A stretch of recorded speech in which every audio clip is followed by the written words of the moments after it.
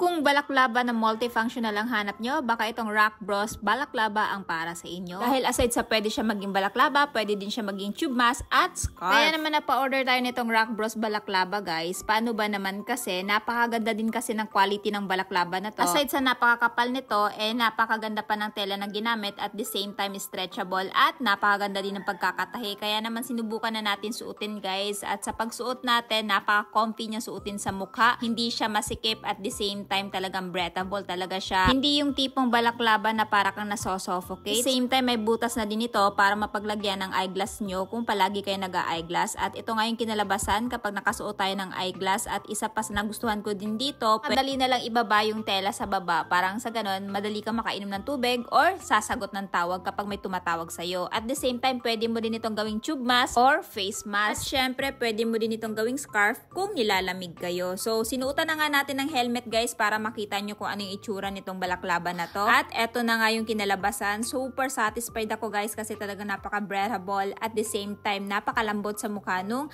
tela na ginamit dito sa Rock Bros balaklava. Kaya naman kayo guys, kung ganitong klaseng balaklava yung hinahanap nyo, mag-check out na kayo habang available pa. Let's go!